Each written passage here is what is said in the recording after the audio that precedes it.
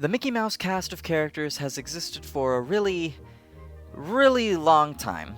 Almost 100 years, in fact. And in that time, they have gone through quite a number of major iterations from the iconic, to the critically acclaimed, to the entirely forgettable. So, naturally, that begs the question, what's the best version of every single Mickey Mouse character? Alright, great, that's the setup. Don't really see why it needs to be any longer than that. Some housekeeping before we properly begin. I'm not going to analyze every iteration of every character, I'm only going to be focusing on the contenders for the best version, mostly for time's sake, but also because I just don't feel particularly qualified to do a full comprehensive history of some of these guys. I know the broad strokes, but the details are hazy at best, so we'll stay focused on the task at hand. Speaking of my qualifications, I've seen a lot of Mickey Mouse content, but definitely not everything, not by a long shot. I've seen all the movies, I think. Pretty sure. As for shorts, I've been exposed to a lot of the major ones through these DVD collections I've had for my entire childhood, which pretty handily covers the most iconic stuff. If you've seen any of my other content, you're probably somewhat familiar with what 21st century Mickey Mouse content I've consumed, so I won't get into that again. And in any case, the entire concept of the best version of a character is not strictly defined or anything. This is ultimately an opinion piece, and if your opinion differs from mine, great, leave a comment about it. I'll read it. So to start off, let's get what I feel is the most obvious one out of the way. Scrooge McDuck. Yeah, when I said every Mickey Mouse character, I was not just talking about the main six. We are going all the way with this. Or at least as much as I can manage. Also, just for funsies, I'll have a text blurb at the start of each of these covering when the character first appeared and all the main voice actors they've had. Anyway, yeah, it's the DuckTales reboot. The best version of Scrooge is from the DuckTales reboot. And you can't realistically convince me of anything else. The only real competition is Mickey's Christmas Carol, which, to be fair, is great, and the original DuckTales, which the reboot improved upon in pretty much every way, so why is this even a conversation? I could go on a big rant about how strong his character is in this show, the interesting places his arc goes, how his relationship with his family feels more real than ever before, but I don't want to dwell too long on these obvious ones. We've got a lot of characters to get through. Also, I want to make a DuckTales episode ranking someday, and I don't want to blow my load on talking about this show too early. But, while we're here, might as well also cover the triplets, Huey, Dewey, and Louie Duck, because their best versions are also very obviously the DuckTales reboot. Generally speaking, I pretty much completely ruled out any iteration of these characters where they were just the same guy copied and pasted with different colors. That only really leaves Quack Pack, no, and DuckTales, so even if I didn't adore this show and everything it does, DuckTales probably still would have won. I can understand people potentially finding these iterations of the characters annoying in certain ways, but honestly, being annoying was kind of the shtick of the classic versions, so it's fine. Also, little side project of the video, I do want to say what I think the best version of certain character dynamics are. You know, cause how the characters play off each other is a big part of them. Surprise, surprise, I think the triplets' relationships with each other and with Scrooge are the best in DuckTales. But this question will get more interesting as we go. One last tangent, it seems like they've yet to commit to a modern voice for these guys since the passing of Rusty Taylor, but I remembered that when they did flashback episodes in DuckTales with young Donald, they used the classic triplet voice, and the most recent time they did that was after Rusty Taylor's passing, so Christina V did the voice. I don't know if this is an official replacement or just a temporary one-off thing, but I thought it was interesting. Alright, we're staying on DuckTales for another entry, and don't worry, we're gonna give this one all the time it deserves. It's the big one, Donald Duck. Honestly, not sure what the runner-up pick would be here. If anything, I think some of Donald's oldest series of cartoons would be the next best thing, but DuckTales just absolutely takes the cake. Donald in this series gets so much more to work with than he ever has before. He's the single guardian of the triplets, and the show takes that role very seriously. Donald is a responsible parent, looking out for the best interests of his kids. And you'd think that you'd lose something there, right? These characters can often be used to fill whatever roles the story requires of them, and in Donald's case that tends to mean changing his personality pretty substantially, cause his whole thing is he's an angry, irritable guy. So in things like Mickey's Christmas Carol, they kinda have to sanitize him in a way. But DuckTales doesn't really do that. Yes, Donald is a responsible parent, but he's still Donald. He still goes into fits of berserker rage, he has terrible luck, he can be irritable and kind of a jerk. The show doesn't ignore these aspects of his character to make him more likable or fill the role of a responsible parent. They take those elements and find a way to build off of them. There's a great episode in Season 2 where it's revealed that Donald's been going to therapy for his anger issues. They apparently stem from this idea that the world is out to get him, almost certainly a byproduct of his terrible luck, and that no one understands him. Do I need to explain that one? As much as I'm sure he'd love for his anger to just go away, it's not that easy, so instead he's worked with his therapist to find a healthier outlet for his anger, and that outlet is protecting his kids from danger. That's so good! And his general irritability and tendency to be a dick? Well, that reminds me of how he interacts with Scrooge throughout, like, all of Season 1. Trying to avoid spoilers here, but Scrooge did a bad thing, and Donald has held a grudge against him for 10 years. Only after an entire season of passive-aggressiveness towards Scrooge does he finally realize that he's kind of being an annoyingly bitter baby about the whole thing. And it's a great moment punctuated by the triplets very genuinely thanking and appreciating Donald for all that he's done for them. So, yeah, best Donald. And unsurprisingly, I think this also stands as the best relationship Donald has with Scrooge and the triplets. But there's one other important Donald relationship we haven't covered, and that's his romantic relationship. Daisy Duck is a surprisingly interesting character. Of the main 6 members of the Mickey Mouse gang, I feel like she's the one that gets the least attention, but despite that, her character has always felt very well defined. She's the sassy, pragmatic, I'm not mad, I'm just disappointed foil to Donald's extreme emotions, even though she does fairly regularly get very mad. It's funny how much their relationship contrasts with the lovey-dovey standard of Mickey and Minnie. Donald and Daisy probably aren't good for each other in most iterations. Donald is an angry crybaby, and Daisy basically has to act like his mom all the time. At times I wonder why she even keeps him around, since she has a bit of an I'm too good for you attitude about her. DuckTales takes this and turns it on its head, mainly just because Donald is a lot more mature now, and Daisy can actually appreciate him on his level, instead of constantly needing to talk down to him. Donald's extreme emotion becomes a great complement to her more controlled nature. But something really interesting is this one episode where we get to see Donald and Daisy have a proper date, and they actually almost slip back into a bit of their old patterns. Donald exhibits a certain level of immaturity, and Daisy backs out. She quits. She doesn't want to have a relationship like this. Bit of a meta-narrative moment, almost like the show saying they don't want to make Donald and Daisy toxic again. Of course, it all works out by the end. Honestly, I wish they explored this a bit more, but it makes for a very interesting place to see these characters get to. So yeah, I'd say DuckTales has the best Donald and Daisy relationship, but I'm hesitant to say it has the best Daisy. She just doesn't get quite enough screen time for her to really stand out as the best. I want to stay on the DuckTales train for a bit longer here, so we'll come back to Daisy later in the video. We'll see what comes up as we go through everyone else. Alright, let's finish out the extended Donald Duck cast here with a couple of quickies. For the record, I'm trying to keep this somewhat contained, so I won't be including characters like Webby or Launchpad who were introduced in and only really appear in TV series. In fact, you can consider our arbitrary cutoff for characters to include to be 1961. Why? Because that was the year that gave us Ludwig von Drake. Yeah, remember him? I don't have a great sampling of Ludwig von Drake material to work with, so we'll just say his best iteration is DuckTales for now. I like that he apparently just never got around to dying. Next quickie, the other 2 members of the Three Caballeros, Jose Carioca and Panchito Pistoles. For these guys, I have to go with their respective original appearances. So, saludos amigos for Jose, and the Three Caballeros for Panchito. I just really love the painting segment where Jose gets introduced, and in general, I like that his origin is a little separate from the Three Caballeros group. It allows him to pop up on his own a little more regularly, like in Melody Time. As for Panchito, the original movie is the best because they actually let him use guns. I will also say that the Three Caballeros is the best relationship between the three. After all, it is the origin of their song. Just to be thorough, I should shout out the dedicated Three Caballeros TV series, Legend of the Three Caballeros. It's fine, I still say the OG stuff is better. But you know what, that show was my favorite version of Humphrey the Bear. Yep, we're including this guy. He had his own cartoon in the 50s, it'd be weird not to include him. And you know what, throw in Ari too, that bird from the Blame It on the Samba segment in Melody Time. He was also a lot of fun. See, watching that whole show definitely wasn't a complete waste of time. Alright, just a couple more quickies. We talked a bit about Mickey's Christmas Carol, so I wanted to cover a couple other stars from that special. Willie the Giant, aka the Ghost of Christmas Present. His best appearance is definitely his first, fun and fancy-free. It's the role he was made for, and it's his most fun. What else is there to say?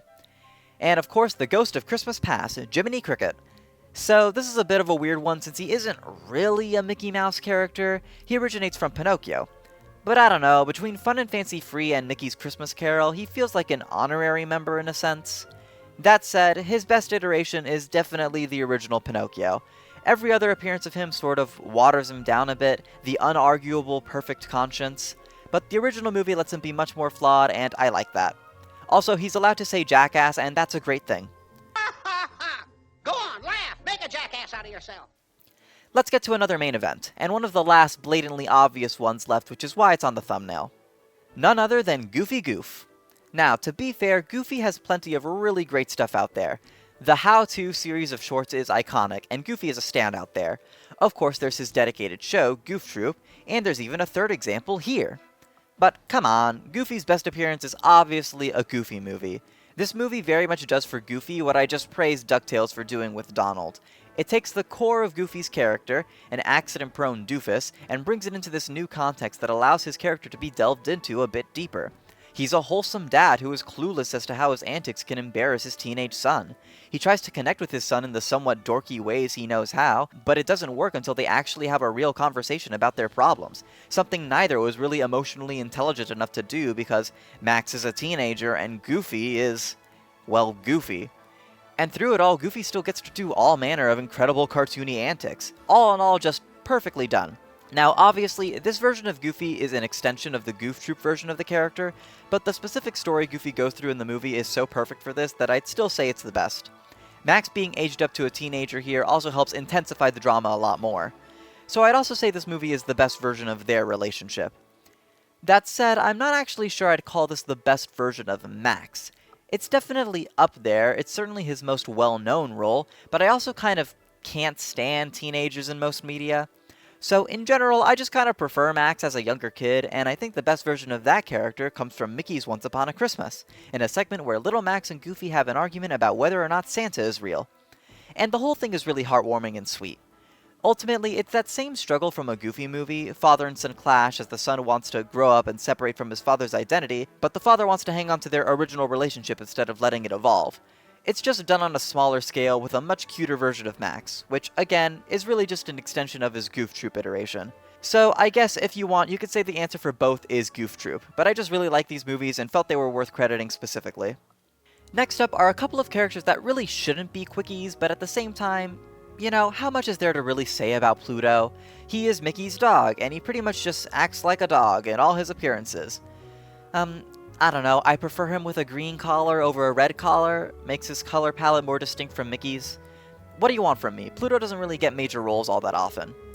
Well, he did have a dedicated series of cartoon shorts that started back in 1937. These are all pretty delightful, so I'll credit these as Pluto's best iteration. He co-starred alongside Figaro from Pinocchio in a number of these, so I'll also credit them as Figaro's best iteration. But you know who else often co-starred alongside Pluto? None other than Chip and Dale. Okay, this is our last blatantly obvious entry, because of course their best iteration is as the Rescue Rangers. No, not the shitty Disney Plus movie, the original Disney afternoon show.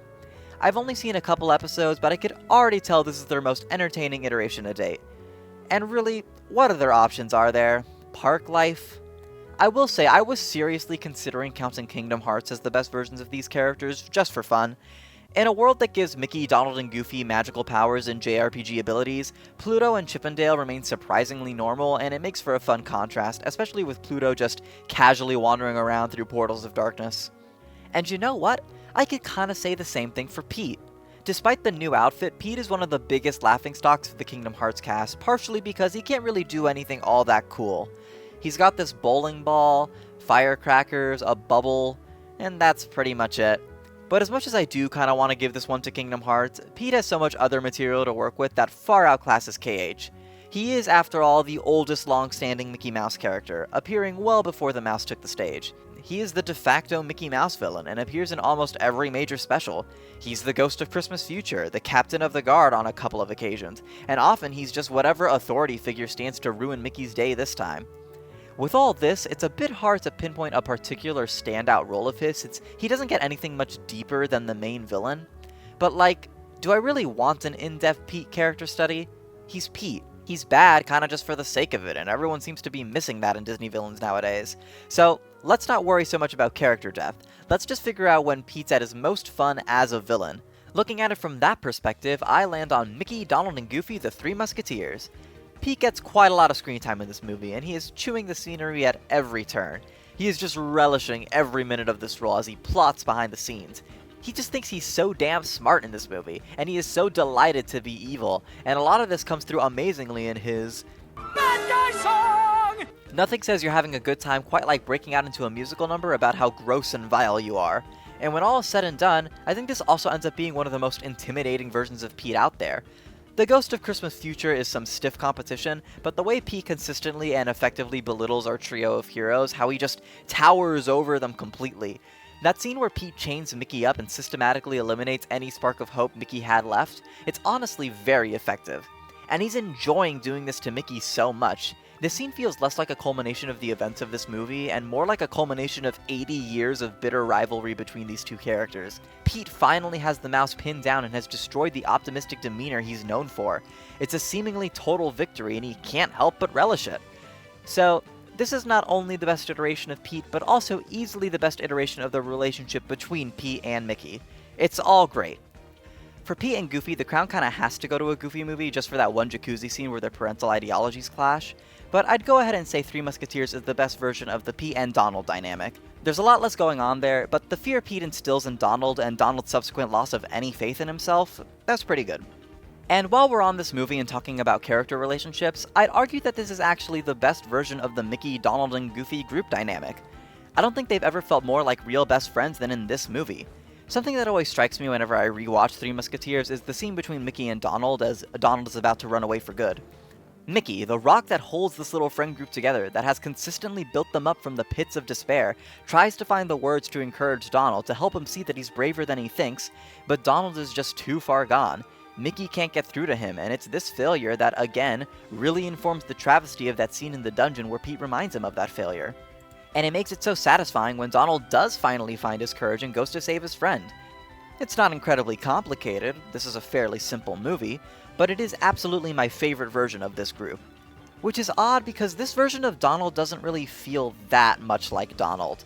His main character trait in this movie is being a coward, and the only time he ever goes into one of his famous rages is near the very end when he gets mad at the narrator.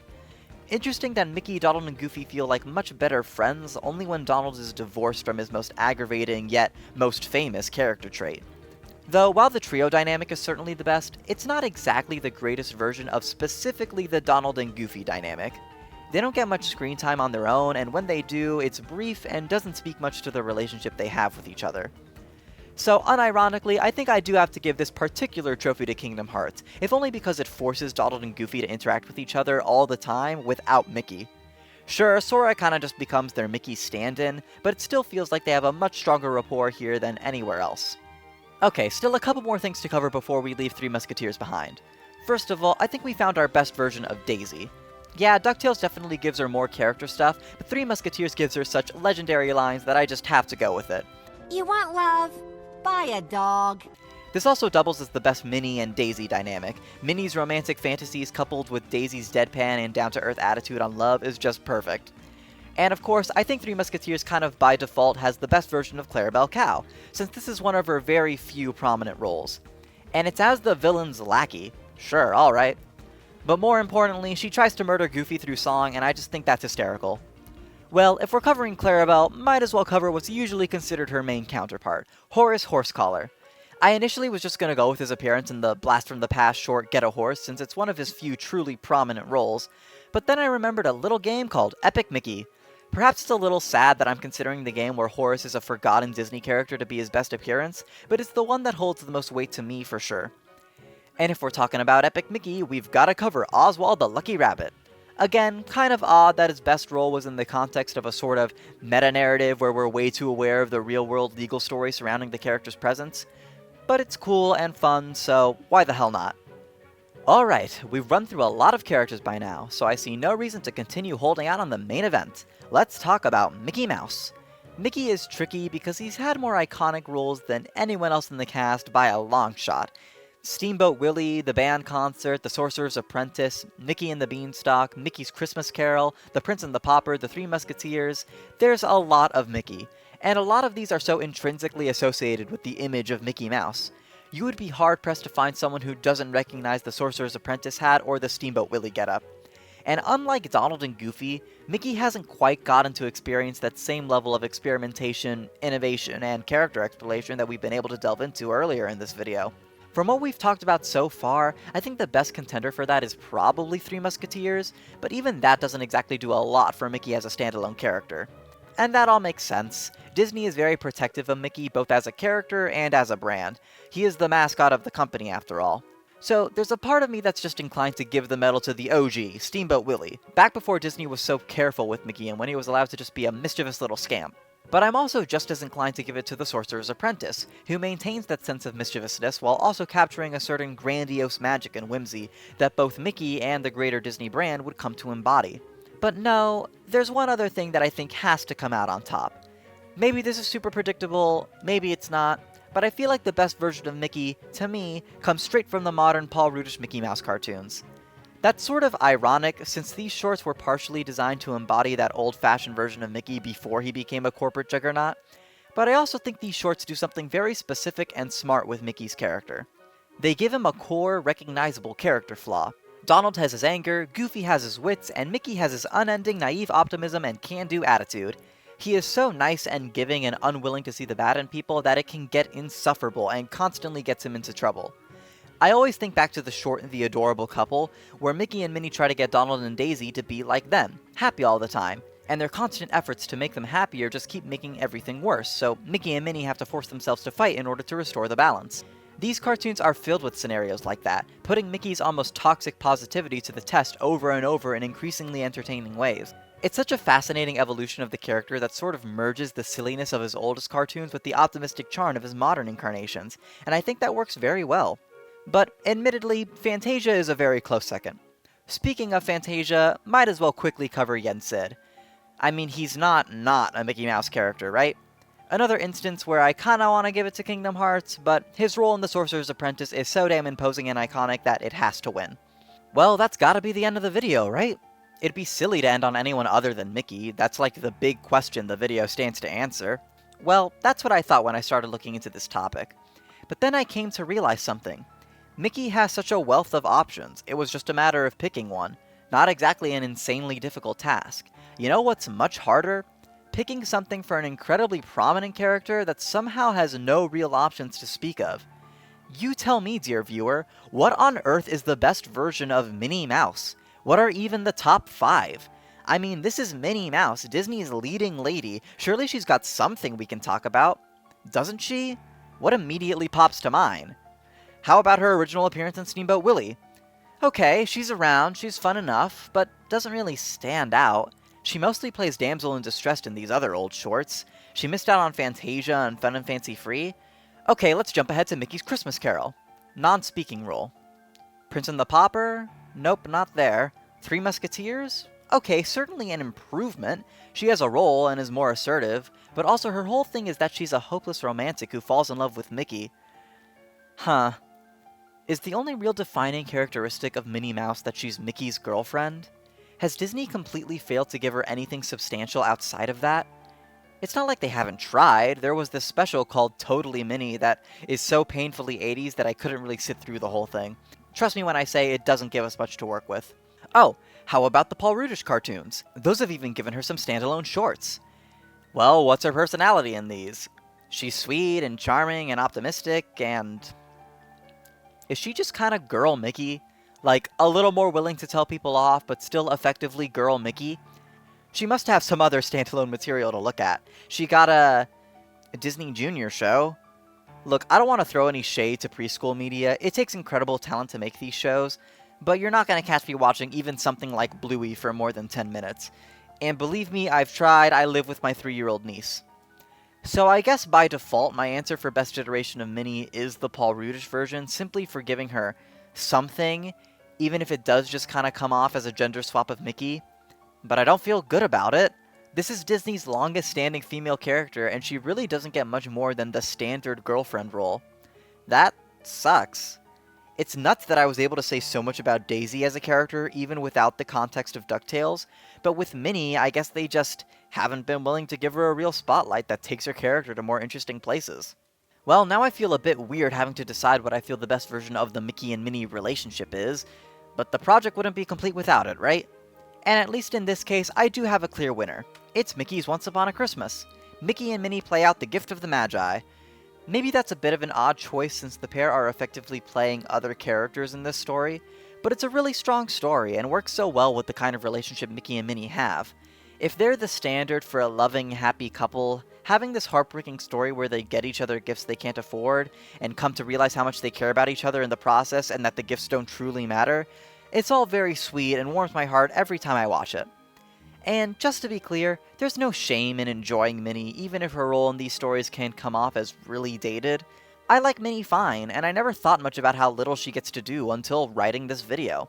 But you know, we can like stuff and also acknowledge the negative elements of it. Minnie Mouse is a Disney legend, but she also needs an upgrade. Alright, some last minute cleanup so nobody can yell at me about forgetting something. I totally forgot how consistently fun Ludwig von Drake is whenever he shows up in the Paul Rudish cartoons, so scratch whatever I said before, this is the best version of Von Drake. Best version of the Mickey and Pluto relationship doesn't really matter to me, because their relationship is pretty much identical across all their appearances, but I'll give it to Mickey's Once Upon a Christmas because I like the little jam session they have. Morty and Ferdy Fieldmouse, better known as Mickey's nephews, appeared in like 3 things total. I'm only including them because Morty was Tiny Tim in Mickey's Christmas Carol, so obviously that's their best iteration. Next up, Mortimer Mouse. Can't forget about this guy. Best iteration is the first short he appeared in, Mickey's rival. Big Chad energy. Clara Cluck. Yes, I felt the need to include Clara Cluck. I don't know, this very specific Paul Rudish short called Bad Ear Day, I thought it was funny. Okay, that means this video officially covered 30 characters. If there's anything else I have decided, I don't care. If you enjoyed, like, comment, subscribe. Bye.